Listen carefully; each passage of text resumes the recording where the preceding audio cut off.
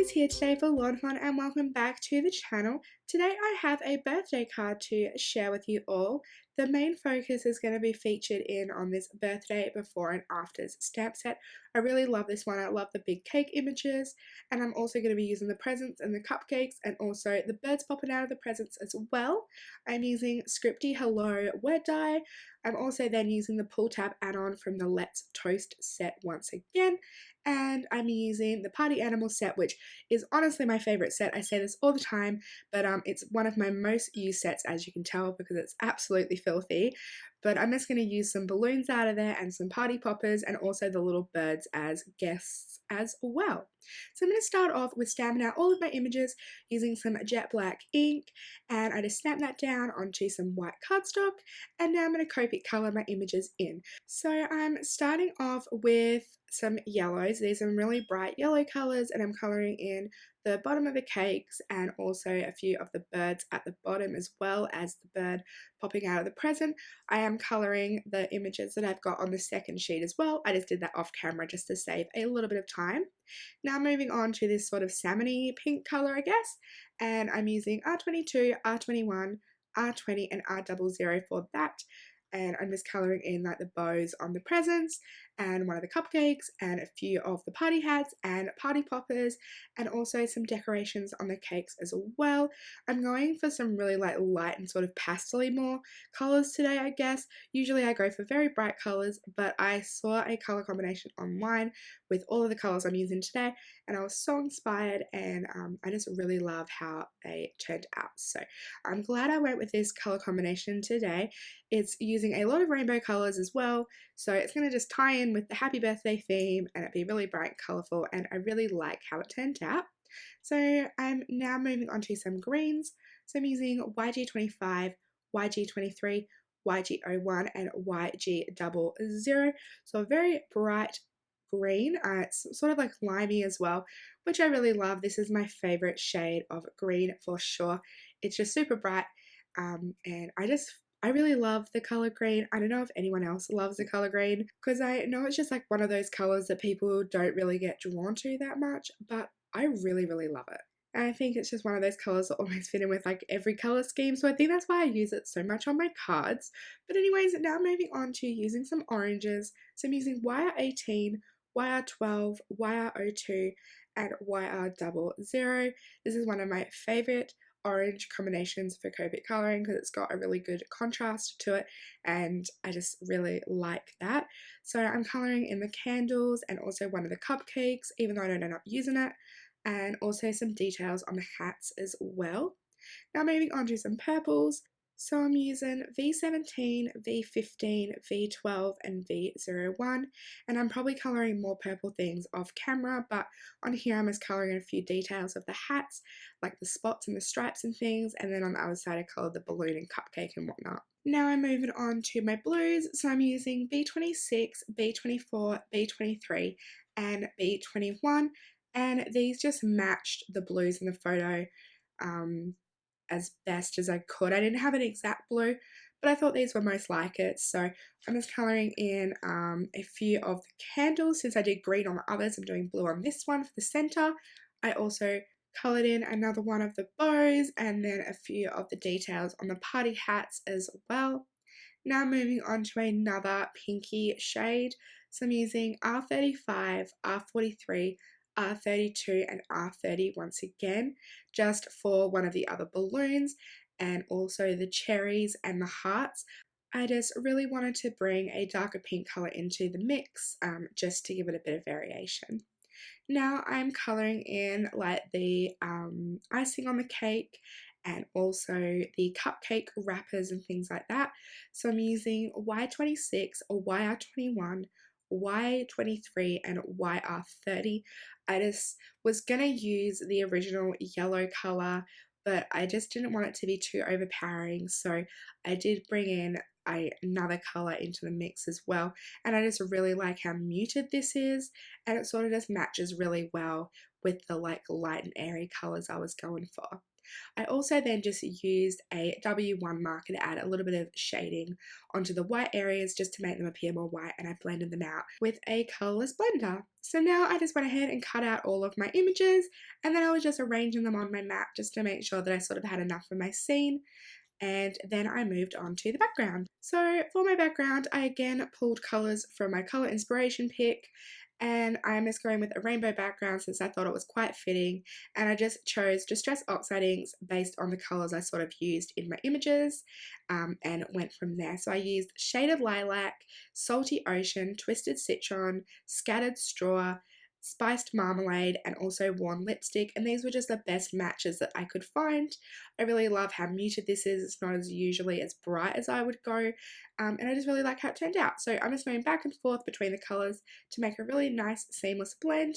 Then I'm going to flick on some water just using a spritzer tool. I'm just using the little nozzle and flicking it onto my finger, and then I am picking it up with a paper towel and drying it off with a heat tool. And I really love just adding this extra like texture in the background. It just makes a really simple distressing background just a little bit more like it has a little bit more interest, so I really like that. And now it's time to move on to the interactive portion of this card. So I'm using this pull tab like add-on set again from Let's Toast, and I really love this die. It's so fun, and I thought today I would create like a triple pull tab slider. I believe I've seen this done before, although I can't be sure, but I just thought it was a really fun idea to have the birds popping out from behind the cakes, sort of like a surprise. So that was my inspiration for this, but I just don't want to claim the idea in case it's already been done before. So anyways, I'm going to be making a triple pull tab slider. So I'm just lining up this little like piece that cuts a notch out of the top, and I'm just adhering it down at the top center of my card. I then have this little slit piece here, and this is going to be where like the image moves up and down, and so I need to cut 3 of those. So I'm just lining it up in the center of this card directly underneath where that notch piece is. This needs to be pretty much in line here because that's where you're going to pull the piece of paper up and down, and it needs to be pretty straight. I did eyeball it, but you can definitely use a ruler to help you if you would like, but I just felt confident enough to eyeball it. So I'm going to go and run these both through my die cutting machine first, and then I'm going to come back and remove the little notch piece from the top. I am going to keep the little coloured piece that got die cut from it for later on, and now I'm going to line back up my cakes once again and cut through the slit once again on either side, so one on the left hand side and one on the right hand side. So I'm just going to line that up so it sits pretty directly behind the cake, and then I'm going to adhere it down onto my background and run it through a die cutting machine once again, and I'm going to repeat the same process on the left hand side. But you've got to get them as even as possible because you all want them to be pulled up at the same time, so you sort of all want them to be at the same point in the beginning, if that makes sense. So try and line them up as best you can. If you want, use a ruler to help you line up. Again, I just eyeballed it and mine all worked fine at the end, but if you don't feel confident, use a ruler to help you. Now I have this pull tab piece as well, and this is going to be the main like mechanism piece that's going to pull your image up and down. So I cut 3 of those out of white cardstock, and then I'm just folding them up to how they need to be folded. So I'm going to fold the first score lines inwards and then the outside score lines outwards. If that makes sense. You can see what I'm doing here, folding inwards and then outwards. So it sort of creates like a Z fold, I guess. And I'm just going to do that on all 3 of the pieces here. I'm just using also a bone folder to make sure it creases really nicely, but you can just use your fingers like I did just there. It doesn't really need to be scored all that well, but a bone folder definitely does help. So now that those pieces are all folded, I just threaded them through the slots, and I'm going to arrange my images. So I know that I need to cut these down to make them thinner because they need to fit behind the cakes. So I'm just cutting off some portions on the side just underneath their little wings, and I'm going to do the same on all 3 of my images just to keep it consistent. You just basically want them to be small enough to fit behind the cakes or behind whatever image that you're using.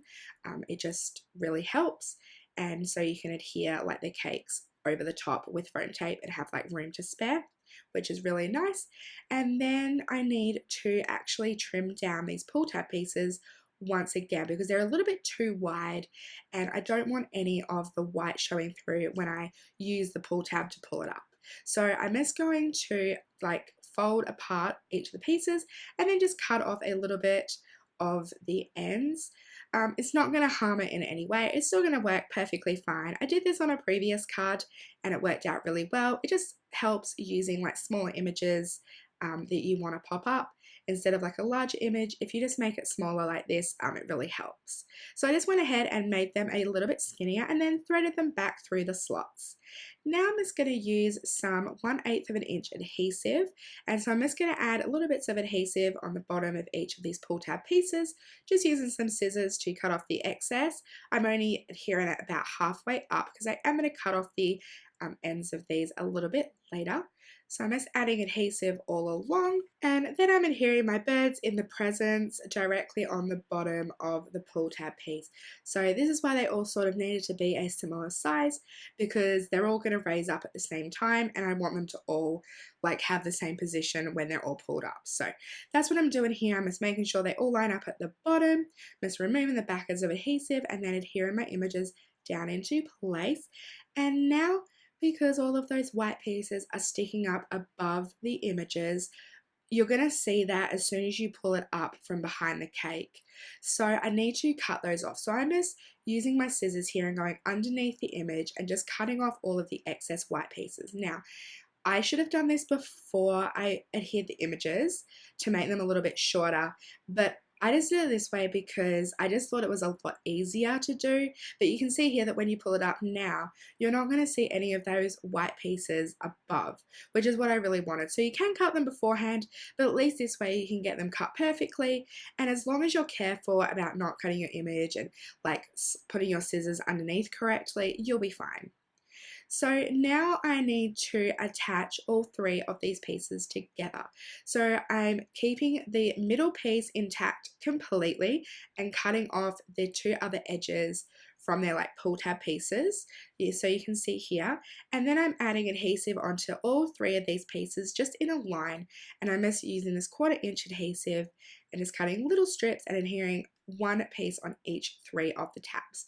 Then I'm removing the backers and I'm just going to use one of those white pieces that I cut off earlier from the pull tab pieces onto the back of all three. And this is going to connect them all together. So once they're all connected together, you can see here that when you pull up on that pull tab in the center, all three are going to move completely together, which is really cool.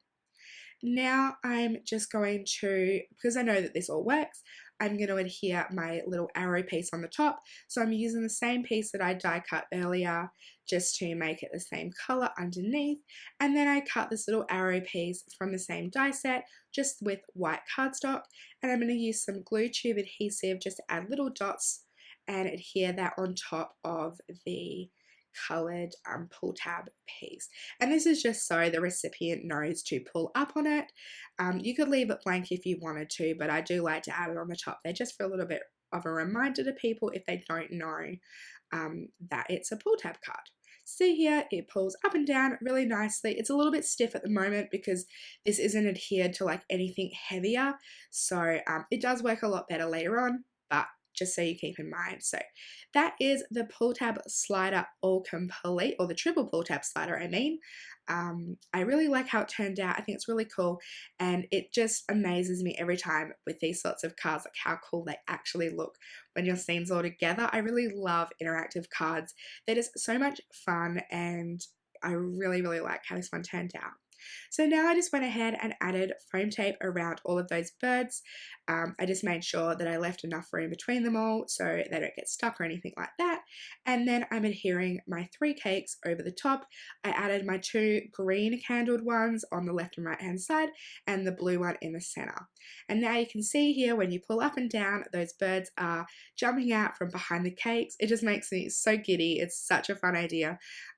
And it just worked perfectly with this stamp set. So now I'm just going to add foam tape all along the back of the panel, and then I also just skipped ahead and adhered all of my images into place. this video is already really long, so I wanted to skip out as much of the things that you probably didn't need to see as much as I could. So that's what I did, and I just basically adhered all of the balloons and the party poppers and the birds and the presents and things into place. So now I'm die cutting the sentiment. So I just used the Scripty Hello die set, and I cut that out of black cardstock and also some fog cardstock, and I'm just going to adhere them together at a bit of an like an offset so you can see the black shadow behind. I just really like the way that looked. It made it stand out on the card a lot more than the grey did, so I just went ahead and did that.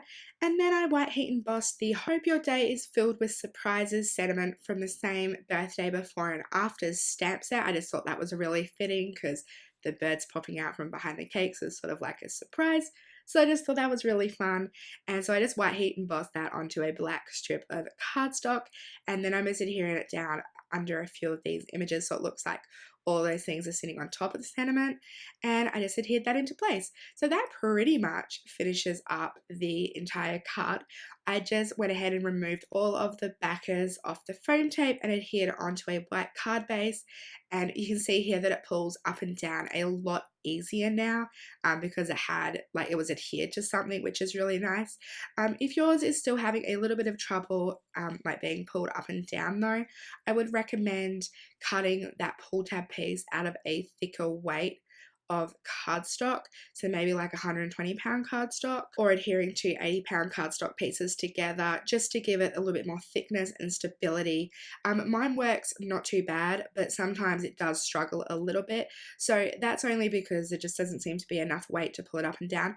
But once you do it a few times, it does usually work okay, but there's just an option there if you want it to have a little bit more stability. So thank you so much for stopping by today. All of the supplies will be listed down below and linked over at the blog. I hope you were inspired and I hope you enjoyed this video. Thank you so much for stopping by today, and I'll see you all next time.